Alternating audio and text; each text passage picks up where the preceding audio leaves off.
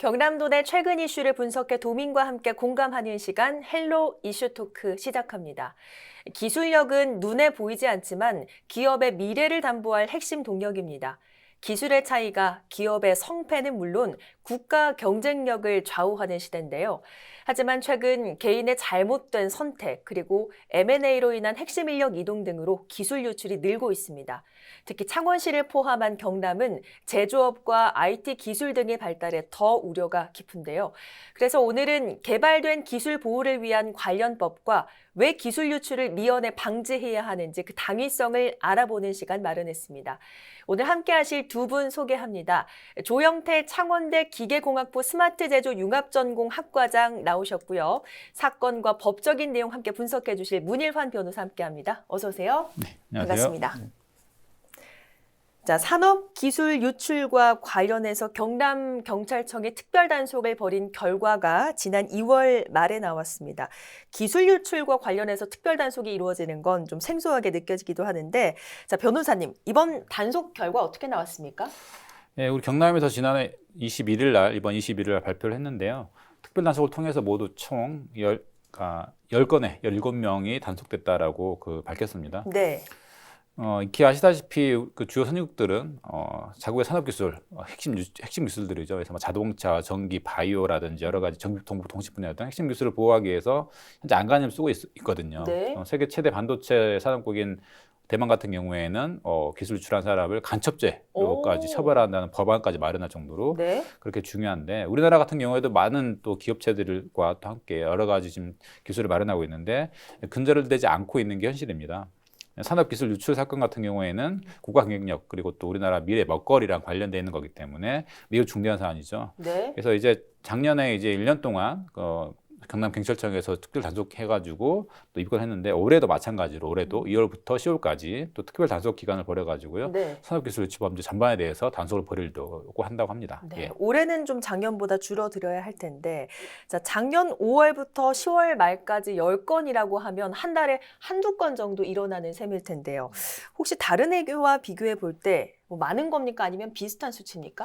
우선은 그렇게 늘어났다고 보기는 어렵고요. 통계를 보면은 경찰청 국가수사본부 안보수사국의 발표에 따르면은 최근 5년간 전국적으로 593건의 산업기술 유출 사건이 발생을 했고요. 네. 약 1,600명을 검거했다고 합니다. 연도별로 보면은 2017년에 140건, 2018년에 118건, 네. 2019년 112건, 2020년 135건 등 약 매년 한 120건 정도 통계적으로 이제 발생하고 있고요. 네. 그 중에 약 10건이 우리 경남 지역에서 발생했다는 겁니다. 대체로 산업기술 유출 사건은 아무래도 기업이 많이 몰려있는 수도권 내에서 제일 네. 많은 상황이고요. 작년 유출건은 예년과 비교했을 때 이렇게 크게 늘어났거나 줄은 건 아니고 예년과 같지 않나 생각이 들고요. 네. 근데 이제 문제는 산업기술 유출건의 대부분이 90% 이상이 이제 중소기업에서 발생한다는 겁니다. 그래서 이제 보면은 중소기업 지난 5년간 발생한 건수를 보면은 네. 중소기업이 540명, 대기업이 오. 53명, 거의 한 10배 정도 차이가 나거든요. 그러네요. 아무래도 연구 개발 여건이 상대적으로 대기업에 비해서 열악한 중소기업에서 이제 애써 개발한 핵심 기술이나 영업 비밀 같은 게 이제 유출이 네. 많이 되는데 그게 상당히 우려스러운 상황이죠. 그리고 또 국내에서만 유출되는 게 아니고 네. 국외 유출 사례도 한 71명에 이른다고 해서 좀 심각한 상황입니다. 그렇군요. 자, 관련한 이야기 좀 여쭤보기 전에 우리 조 교수님께서 이번에 기쁜 소식이 있다라고 들었습니다. 올해 경남과학기술대상을 단독 수상하셨죠. 축하드립니다. 네, 고맙습니다. 어떤 상이었습니까? 네, 경상남도에서 매년 이제 과학기술자 중에서 그 공학 분야랑 과학기술 분야 해서 이제 한 명씩 선정해가지고 이렇게 상을 주는 건데요. 제가 네.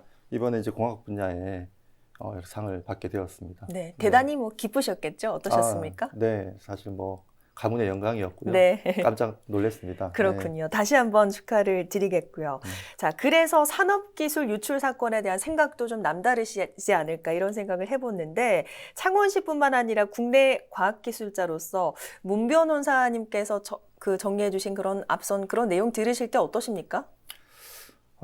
네, 산업기술 유출이라는 것을 평소에 이렇게 이제 생각을 좀 해보면 중소기업이나 일반 기업에서 쉽게 이렇게 일어날 수 있는 일로 그렇게 좀 생각이 됩니다. 네. 왜냐하면 기술이라는 것을 이렇게 쉽게 그 가치를 인정하기가 쉽지가 않거든요. 네. 그래서 이런 기술을 유출하는 문제를 굉장히 뭐 쉽게 생각하는 거죠. 오. 네, 우리가 유형의 자산은 눈에 보이기 때문에 이렇게 네. 인정이 잘 되는데 네. 기술이라는 건 이제 무형의 자산이기 때문에 쉽게 그 가치를 인정하기가 쉽지가 않습니다. 그러다 보니까 이렇게 자연스럽게 자기가 가지고 있는 뭐 어떤 기술을 외부로 알려주기도 하고 네. 그렇게 쉽게 좀 인지하지 않는가 그런 문제가 많이 있을 수 있다고 좀 네, 생각이. 비교적 좀 가볍게 여겨지는 것 그렇죠. 같다. 그러면 그 현장에 있을 때 어떤 것들이 가장 큰 원인이라고 보십니까? 기술 유출에 이제 일어나는 문제 자체는 그런 이제 기술의 가치를 인정하는 문제도 있고, 네. 그 다음에 기술의 소유를 어떻게 생각하느냐. 보통 우리 같은 경우에는 예를 들어 내가 어떤 장치를 개발하기 위해서 도면을 그렸다고 치면 그 도면을 내가 그렸기 때문에 네. 내 거라고 생각을 하죠, 보통은. 하지만 내가 회사에서 어떤 일을 하면서 그 도면을 그렸다고 치면 네. 그 도면은 사실은 회사 거거든요. 어. 그런 인식이 사실은 잘 되지가 않습니다. 네. 내가 했기 때문에 내 거라고 생각하는 거죠. 그렇게 생각할 수 있을 것 같아요. 네. 그런 데서 이제 내 거니까 마음대로 이렇게 팔기도 하고 네. 알려주기도 하고 이렇게 되면 이제 기술 유출 문제가 생길 수밖에 없는 그런 인식의 문제가 좀 있는 거죠. 네, 그렇군요. 뭐 일부 보상 또 혹은 가치에 대한 잘못된 인식 등으로 이런 일들이 발생하는 것 같다. 이런 말씀을 좀 지적해 주셨는데, 자, 변호사님, 실제 사건을 다뤄보시면 이런 산업기술 유출이 일어나는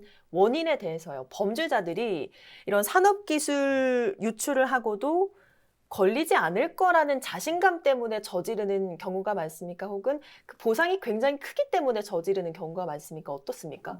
그 이런 말이 있죠. 뭐 하이 리스크, 하이 리턴이라고. 음. 위험이 클수록 보상은 크다는 거겠죠. 그러니까 쉽게 얘기해서 이제 그 보통 이제 산업기술 유출 사건은 대부분은 네. 전 현직 내부자에 의해서 일어나는 경우가 많거든요. 그러니까 내부자의 어떤 협조 없이는 빼돌 수 없으니까. 그래서 이제 보통 이제 이직을 네. 전제로 하거나 또 금전적 보상을 전제로 이루어지는 경우가 많습니다. 그래서 그리고 또 대기업보다 아무래도 뭐 급여라든지 어떤 뭐 보상이라든지가 네. 열악한 중소기업을 주로 타겟으로 노리고 일어나는 경우가 많죠. 받고 연봉 10배를 주겠다. 뭐 그리고 또는 뭐 우리 회사 오게 되면 임원으로 시켜주겠다. 네. 이런 어떤 엄청난 보상을 하게 되면은 인간적으로 이제 흔들릴 수밖에 없고 이제 그 빈틈을 노리고 이제 들어오게 되는 거죠. 그렇군요. 뭐 얘기를 좀 들어보니까 기업 내에서는 비교적 빈번하게 일어나는 그런 사건들인 것 같은데, 그럼 이것도 좀 여쭤보고 싶습니다. 혹시 교수님께서는 뭐 이런 비슷한 제안을 받거나 혹시 이런 사례가 주위에서 일어나는 걸 뭐 보신 적이 있으십니까? 네, 뭐 이제 대학에 있는 입장에서는 뭐 기술을 유출한다거나 이런 문제는 없지만 글쎄요, 만약에 저한테 10억을 준다, 네. 10배를 준다. 네. 그러면은 진짜 고민을 하지 않을까? 이런 그렇죠. 생각이 들 수도 있을 것 같아요. 네. 그런 문제는 그러니까 이제 법적으로 이렇게 예를 들면 동종 업계로 이직을 할 때는 바로 이직을 못 한다거나 네. 이런 제한을 걸을 수밖에 없는 그걸 이제 뭐 명확하게 이렇게 해야 되겠죠. 네. 제가 회사에 있으면서 있다가 이제 그 학교로 옮긴 그런 사례인데요. 네. 회사에 있을 때 그런 경우가 조금 있었습니다. 오. 특히 이제 외국 직원이었는데 네. 특정한 어떤 그 도면을 들고 네. 나가다가 걸려가지고 오. 심각하게 문제가 된 적도 있었고, 그렇군요. 네, 그런 사례가 이렇게 뭐 종종 있었습니다. 그렇군요. 생각보다는 주위에서 쉽게 만나볼 수 있다. 그렇죠. 이런 말씀이신 거죠. 네. 알겠습니다. 제가 또 다른 프로그램을 진행하다 보니까 창원에 있는 기업들이 단독 기술을 좀 보유하고 있는 기업들이 꽤 많더라고요. 실제로 창원 산단에 있는 대기업, 뭐 중소기업, 벤처기업 같은 경우에 이 산업기술 역량이 어느 정도까지 왔는지도 궁금한데 어떻습니까? 네, 그 창원 국가산업단지가 굉장히 이제 전통적인 기계공업을 기반으로 한 산업단지인데 최근에 이제 스마트 산업단지로 선정이 되면서 ICT와 결합한 제조업을 ICT와 결합한 그런 사례들이 굉장히 많아지고 있습니다. 기업의 기술력이 굉장히 올라가고 있고요. 네. 특히 이제 창원 산단은 대기업과 중소기업이 같이 상생하는 그런 모델을 가진 전국의 굉장히 모범적인 그런 산단인데요. 그러다 보니까 밸류 체인이 굉장히 잘 형성돼 있고, 네. 이런 이제 그 스마트 산단 사업이라든지 여러 정부 정책에 의해서 충분히 이렇게 활성화될 수 있는 그런 산업 단지입니다. 그렇군요. 네, 좋은 기술을 보유하고 있는 기업들이 굉장히 많이 네. 있죠. 창원은. 그러면 뭐 나날이 기술력이 발달하고 있다고 하면 작년에는 한 10건 정도 기술 유출 사건이 일어났는데 앞으로 더 많이 발생할 가능성도 충분히 있겠어요. 네, 그렇습니다. 기술 유출의 문제를 어떤 뭐 개인의 문제라거나 네. 아니면 어떤 일부 집단의 문제라고 음. 생각을 하게 되면 창원 지역은 기술을 가진 기업도 많고 그리고 기회도 많기 때문에 분명히 그런 일들이 뭐 빈번하게 생길 수밖에 없는 그렇게 생각이 좀 됩니다. 그렇군요. 자, 변호사님. 그러면 이런 유출이 아니라 정당한 방법으로 거래될 수 있는 그런 경우도 있을 텐데 어떻습니까? 당연합니다. 기업끼리 기술 이전 계약을 체결하거든요. 보통 이제 크게 세 가지 형태로 나뉩니다. 그래서 기술 창출형 계약, 또 기술 양도형 계약, 기술 대여형 계약 등 그게 종류가 한 세 가지 종류 크게 있고요. 기술 창출형 계약은 이제 기업끼리 같이 네. 이제 공동으로 연구 개발해가지고 그 이제 기술을 사용하는 거고요. 기술 양도형 계약은 기술의 소유권을 상대 기업에게 넘기는 거고, 네. 마지막으로 기술 대여형 계약은 기술의 소유는 본 기업이 갖고 있는데 그 사용권만 허락을 해주는 거죠, 상대방한테. 네. 보통 라이센스 계약이라고도 많이 합니다. 실무에서는 이런 기술 대여형 계약, 라이센스 계약이 많이 이루어지고요. 하지만 이는 계약이기 때문에 당연히 금전적 보상을, 금전적 대가를 돈을 받고 기술을 이제 주는 거기 때문에 그렇겠죠? 당연히 금전적 대가가 있어야 되는 거고요. 또 그 금액을 얼마로 또 어떻게 지불할지는 이제 계약 쌍방 간에 기업들 간에 계약을 어떻게 하냐의 이제 협의의 문제겠죠. 네, 근데 과거에는 이런 기술 이전 계약에 대한 개념 자체가 희미했기 때문에 네. 이런 계약서 자체를 쓰질 않았어요. 그것 때문에 나중에 분쟁이 생기는 경우가 많았습니다. 나중에. 그렇군요. 다만 지금은 이제 많이 쓰고 있긴 한데 문제는 뭐냐면 이렇게 정식적으로 기술 계약 기술 이전 계약을 체결하게 되면은 이제 비용이 많이 듭니다. 네. 뭐 라이센스 비용이라든지 그렇게 상당하거든요. 그렇기 때문에 이제 기술이 없는 측에서는 이제 뒤를 통해 가지고 이제 싼 네. 값에 자기들 봤을 때는 한 명, 두 명만 낚으면 되니까 네. 그런 기업에 주는 것에 비해서 훨씬 작은 돈만 주면 되니까 그렇겠죠. 그런 유혹을 느끼게 되고 또 실제 그렇게 하고 있는 셈이고요. 그렇군요. 어쨌든 뭐 모든 것이 비용 때문에 일어나는 일들인데 뭐 제도적인 측면에서 보면 산업기술 유출을 방지하기 위한 여러 제도가 물론 있을 텐데 이런 제도가 미흡해서 이런 다수의 사건들이 발생하는 것인지 아니면 유출 방법이 너무 교묘해져서 제도가 따라잡을 수 없는 것인지 이 점도 궁금한데요. 우선 이제 내부자를 통한 기술 유출 시도는 예전부터 계속 많았었고 또 이제 그거를 이제 내부에서 적발하기가 사실 어렵습니다. 뭐 아까 교수님 말씀하셨지만 뭐 도면을 자기가 그려놓고 자기가 그린 도면을 가지고 이제 뭐 PDF 파일이라든지 따로 자기가 관리한 도면을 가지고 있으면은 네. 그걸 USB에 뭘 빼가지고 하는 것도 사실은 보안이 확실하게 되어 있지 않으면은 그것도 네. 사실 쉬운 부분은 아니죠. 특히 중소기업 같은 경우도 그렇고 대기업 같은 경우에는 그게 보안이 잘 돼 있긴 하지만 중소기업은 그게 잘 안 돼 있으니까. 네. 그리고 또 최근 코로나로 인해서 업무 환경 자체가 좀 비대면으로 많이 되니까. 네. 그러니까 뭐 비대면으로 인해서 뭐 해킹이라든지 네. 뭐 클라우드 악용이라든지 보안 시스템 무력화 같은 경우를 많이 또 활용을 하고요. 그렇네요. 특히 회사 시스템이 원격으로 접근하게 되는 경우에는 뭐 내부에 누군가가 그 문을 열어줘 버리면은 외부에서 마음대로 들어와가지고 회사 걸 봐버리니까 네. 그런 것도 사실 큰 문제가 되고요. 따라서 국가 차원 통제만으로는 기술 유출에 대응하기가 좀 어려운 실정이기도 하고 여기서 뭐 민간학 모두가 이제 협의체 구성해가지고 공동 대응할 필요가 있어가지고 작년 5월에는 뭐 국정원, 과학기술정보통신부 그리고 중소기업 벤처기업부 그리고 한국정보보호산업협회가 민간학 신종 기술 유출 위협 대응 협의회를 구성해가지고 공동 대응하기로까지 했었습니다.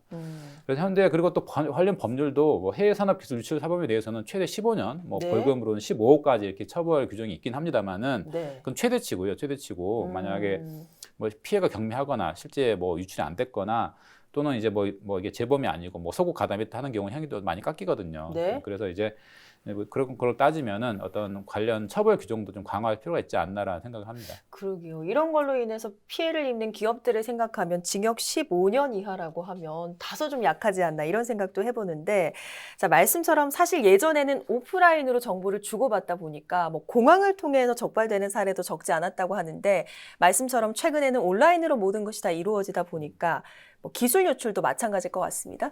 교수님께서 보실 때 이런 온라인으로 인한 기술 유출 대비 적절히 좀 잘 돼 있다고 보십니까?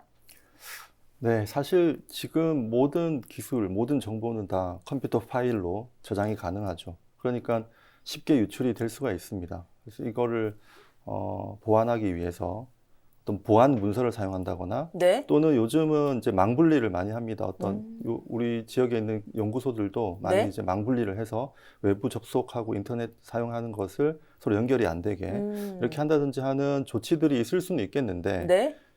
결국은 중소기업에서 이런 것들을 도입하기는 쉽지 않기 때문에 네. 비용 결국은 때문에요? 그렇죠. 비용의 문제도 있고 여러 가지 기술적인 문제도 있을 음. 겁니다. 그러니까 결국은 이제 사람의 문제가 아닐까 네. 그렇게 생각은 됩니다. 네, 결국 모든 문제는 사람에 있다 이런 말씀해 주셨는데, 자, 이 기술 유출의 단속 주체는 경남경찰청이지 않습니까? 네네. 하지만 온라인으로 이런 것들이 기술 유출이 되다 보면 뭐 단속에도 좀 한계가 있지 않을까 이런 생각을 하게 되는데 좀 대비가 적절히 잘 돼 있습니까? 전국적으로 이런 어떤 산업 그 기술 유출 관련 전담 팀이 약 101명이 이제 투입할 예정이라고 합니다. 네. 전국적으로 다 투입되는 거고요. 그래서 이 역량이 투입해가지고 얼마나 이제 과연 그 경찰의 수사 역량을 볼 수 있는지 가늠할 수 있는 어떤 특정 바로미터가 될 거라고 보고요. 네. 그리고 이제 원래는 산업기술 유출 사건이 원래는 국가수사본부에서 한 게 아니고 네. 경찰청 외사과에서 약간 이제 한 부서에서 했었거든요. 근데 이제 오. 안보수사국에서 직접적으로 지휘를 하는 만큼 이제 그만큼 경찰에서도 이만큼 관심 받고 있다라는 거겠죠. 네, 그런 부분이기 때문에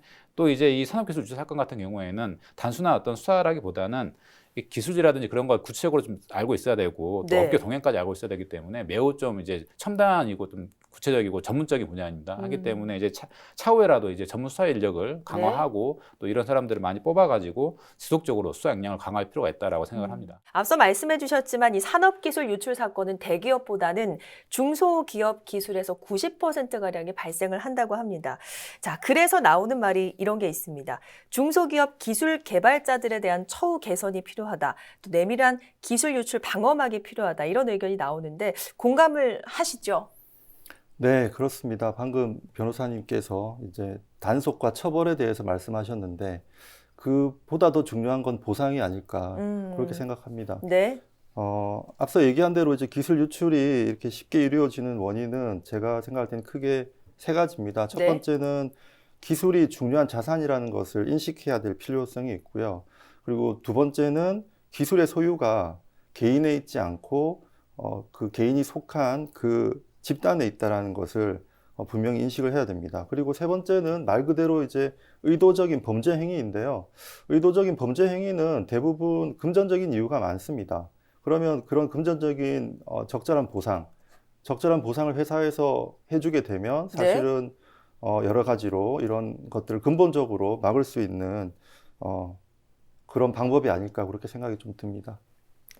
네, 날이 갈수록 늘어날 뿐 아니라 산업계에 주는 충격이 큰 만큼 지역 법조계에서도 이런 관련 사건을 좀 다룰 때 많은 고민이 필요할 것 같은데 법조계의 각오에 대해서도 한 말씀 남겨주실까요? 기술 유출 사건 같은 경우에는 이게 핵심 기술이 유출되게 돼버리면은 그거는 이제 장기적으로 국가 경쟁력과 관련된 문제이기 때문에 단순한 어떤 개인의 문제로 볼 수는 없거든요. 그래서 이제 물론 수사기관에서도 이런 부분에 대해서 엄하게 단속을 하고 또 처벌을 해야겠습니다만은 네. 어떤 이제 기업들 간에 기술 이전을 잘 될 수 있도록 그런 어떤 통로를 잘 마련해 주는 것도 지역 법조계의 역할이라고 생각을 합니다. 그래서 뭐 기술 이전 계약에 대한 플랫폼이라든지 여러 가지 좀 정형화된 계약서를 만들어 가지고 배포한다거나 또 강의를 한다거나 네. 그런 부분에 있어서도 이제 지역 우리 경남지방변호사회도 많은 역할을 하려고 노력 중에 있습니다. 네, 앞서 좀 짚어주셨지만 무엇보다 산업기술자 스스로 책임의식을 가질 필요가 있지 않나 이런 생각을 해보는데 선후배 산업기술 인재들에게 혹시 여기 나오신 만큼 당부하고 싶은 말씀 있으실까요? 네, 어떤 기술이라는 것을 개인이 마음대로 이렇게 할 수 없다라는 걸 좀 인식할 필요성은 있고요. 물론 이제 그것보다도 회사에서, 기업에서 의지가 더 중요합니다. 어떤 필요한 기술이 있으면 말씀하신 대로 기술 이전 플랫폼을 통하든지 어떤 기술을 확보할 수 있는 그런 합법적인 방법으로 기업이 기술을 가져갈 생각을 해야 되고요. 저도 제가 이제 특허를 한 100건 이상 이제 가지고 있는데 네. 이 특허를 사업화하는 것이 아주 중요한 미션입니다. 저희 공학 계열에 있는 기술자들의 네. 어떤 중요한 미션은 자기가 개발한 기술이 이제 사업화가 돼야 되거든요. 그러기 위해서 가장 중요한 것이 기술의 가치를 적절하게 인정을 받고 기술 이전을 통해서 그 기술이 사업에 쓰일 수 있게 만들어주는 그게 매우 중요한 과정이라고 생각이 좀 됩니다. 알겠습니다. 자, 모쪼록 오늘 시간이 산업기술 유출의 심각성을 제고하는 그런 기회가 됐길 바라면서 오늘 이야기 여기서 마무리하겠습니다. 오늘은 문일환 변호사, 조영태 교수 두 분과 함께했습니다. 오늘 말씀 고맙습니다. 감사합니다. 고맙습니다. 네, 오늘 방송은 유튜브 채널 헬로 경남에서 다시 보실 수 있습니다. 함께해 주신 여러분 고맙습니다.